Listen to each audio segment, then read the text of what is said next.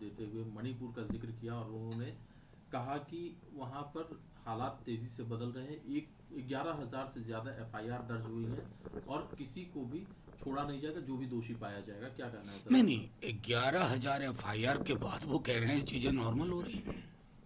अगर नॉर्मल हो रही हैं तो देश के प्रधानमंत्री मणिपुर क्यों नहीं जा रहे हैं? क्या ये उनकी जिम्मेवारी नहीं बनती है? मणिपुर इस देश का हिस्सा नहीं है। मतलब प्रधानमंत्री जी सारे जो क्रिटिकल कंसर्न्स होते हैं उस पर चुप्पी रखने के माहिर आदमी। इनसे आप भाषणबाजी जो ले लो, बड़ी बड़ी बात करेंगे, लेकिन प्रधानमंत्री अगर वहां पहुंचते, एक हीलिंग टच जाता। 1.25 साल से यही चीज हम लोग कह रहे हैं, कान पे जू नहीं रेंग रही। राजाओं महाराजाओं वाली आदतें हम किसी के नहीं सुनेंगे, और क्या कहूं। सर, भ्रष्टाचार को लेकर आपका जिक्र करते हुए कहा कि भ्रष्टाचार आप करें, कांग्रेस ने केस दर्ज करवाया, हम कार्रवाई करते हैं तो कहा जाता है कि हम नहीं दुरुपयोग नहीं, कर रहे हैं। प्रधानमंत्री जी की जुबान से आजकल भ्रष्टाचार पर जब वो बोलते हैं ना, हंसी भी आती है, दुख भी होता है। भोपाल में गरज रहे थे, और जिसके खिलाफ गरज रहे थे उसके साथ गुलदस्ता आदान प्रदान की इतनी खूबसूरत छवि आई, गले मिलते हुए। और उनके गठबंधन के हिस्सा है महाराष्ट्र में, नॉर्थ ईस्ट के एक राज्य के बारे में मैं कितने उदाहरण गिना दूं। प्रधानमंत्री जी, आपने एक पद्धति विकसित की है कि भ्रष्टाचार के खिलाफ तब तक लड़ूंगा जब तक वो भ्रष्टाचारी मेरे पास ना आ जाए। आपके पास गया तो भ्रष्ट आचार शिष्टाचार में तब्दील हो रहा है। ये आपकी कलई खोल देता है। लेकिन प्रधानमंत्री जी तो कहते हैं कि विपक्ष में जो दल पॉलिटिक्स कर रहे हैं। नहीं नहीं, डबल स्टैंडर्ड पॉलिटिक्स कौन कर रहा है? प्रधानमंत्री जी को खुद अपने भाषण सुनने चाहिए।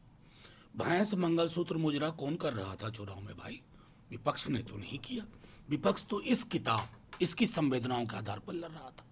कौन कह रहा था कि टूटी काट लेंगे, तोड़ ले जाएंगे, बिजली काट देंगे?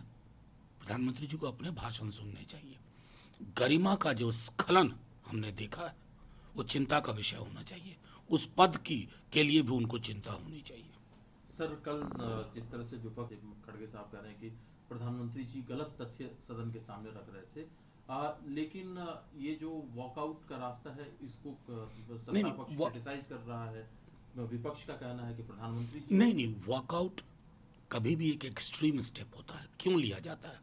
मैं सुन रहा था जब राहुल जी बोल रहे थे लोकसभा में, तो तकरीबन 5-6 मिनिस्टर, खुद प्रधानमंत्री जी 2 या 3 बार और अमित शाह जी 2 या 3 बार उठे। उसी तरह के क्लैरिफिकेशन की हमें आवश्यकता थी। एलओपी का पद बहुत गरिमामय पद होता है, उनको मौका मिलना चाहिए था क्लैरिफाई करने के लिए। क्योंकि प्रधानमंत्री जी की आदतों में शुमार है मैं कुछ भी बोल के निकल जाऊं, कोई उस पर इंटरवीन ना करे, कोई उसको रोकने की कोशिश ना करे। तो ये चीजें संसदीय लोकतंत्र में नहीं चलती। पक्ष और विपक्ष मिलकर संसद बनती है, और 240 वाला जो मैंडेट है ना प्रधानमंत्री जी, वो संदेश है लोकतंत्र में सामूहिकता को बहाल कीजिए। आप एनडीए एनडीए बोलने लगे, अब मोदी मोदी नहीं हो रहा है। तो उसी तरह से ये भी सोचिए कि विपक्ष आपका शत्रु नहीं है, वो इंटरवीन करेगा, आप संतुष्ट नहीं है फिर क्लैरिफाई करिए। ये पद्धतियां। सर, हाथरस की घटना हुई थी, हाथरस को जो मुआवजा दिया गया वो अपनी जगह पर एक है। सवाल दूसरा है कि इस तरह की घटनाएं क्यों होती है।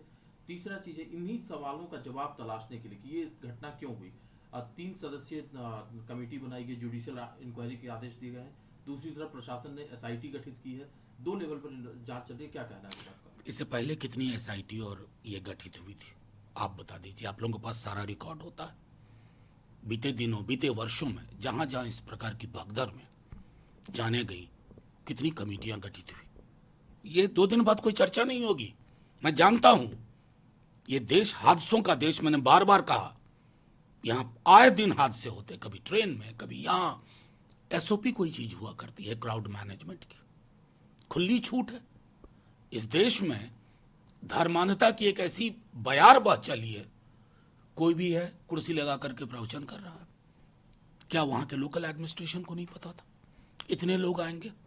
क्राउड मैनेजमेंट एक बेसिक इंग्रेडिएंट होता है, उसके बारे में कोई सोच नहीं। ये सब आई वॉश है कि 2 दिन खबरों में ये बताओ कि हमने कमेटी गठित कर दी, ये मुआवजा दे दिया 2 लाख का, हो गया खत्म। सैकड़ों जाने गई, उन घरों में मुआवजे से वो व्यक्ति वापस नहीं आता। ये संवेदना हमारे अंदर की मर चुकी है। लेकिन उत्तर प्रदेश के मुख्यमंत्री योगी ऐसे कुछ लोग ऐसे हैं जिनकी टेंडेंसी है कि इस तरह के पेनफुल इंसिडेंट्स पर भी पॉलिटिक्स करें। नहीं, हम सवाल ना पूछें, लोगों की जानें चली जाएं और हम कहें कि नहीं सब कुछ बहुत बेहतर है। मतलब आदित्यनाथ जी, आप चाहते क्या हैं? विपक्ष क्या करे? मुंह पे सेलोटेप बांध के बैठ जाए या आपसे सवाल करे ताकि आगे ऐसी कोई घटना ना हो? लेकिन हमें पता है आप लोगों को कोई फर्क नहीं पड़ेगा। बहुत बड़े लोग हैं आप लोग, ये छोटे लोग मारे गए जिनकी गिनती सिर्फ आंकड़े में होती है। 127, 126, कहानी खत्म। सर एक आखिरी सवाल है, झारखंड से जुड़ा कि हेमंत सोरेन को बेल मिल गई है और हेमंत सोरेन के दोबारा मुख्यमंत्री बनने का रास्ता साफ हुआ है। हालांकि जो विपक्ष में पार्टी है वो इस चीज पर सवाल उठा रही है कि ये मुख्यमंत्री बदलने का खेल। नहीं, मैं तो ये कहूंगा कि हाईकोर्ट ने जब जजमेंट दिया उसको पढ़ा है बीजेपी वालों ने। करारा तमाचा है उन लोगों पर जो एजेंसीज का दुरुपयोग नहीं कहूंगा, सदुपयोग कर रहे हैं विपक्ष को साधने में। सदुपयोग ईडी, आईटी, सीबीआई का।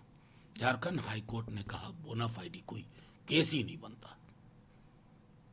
समझदारी तो उन्होंने इस्तीफा दे दिया। अब वो वापस आए हैं हाईकोर्ट के जजमेंट के बाद। जाहिर है कि पूरे गठबंधन, महागठबंधन ने तय किया है कि वो मुख्यमंत्री का पदभार संभाले। इसमें दिक्कत कहाँ है?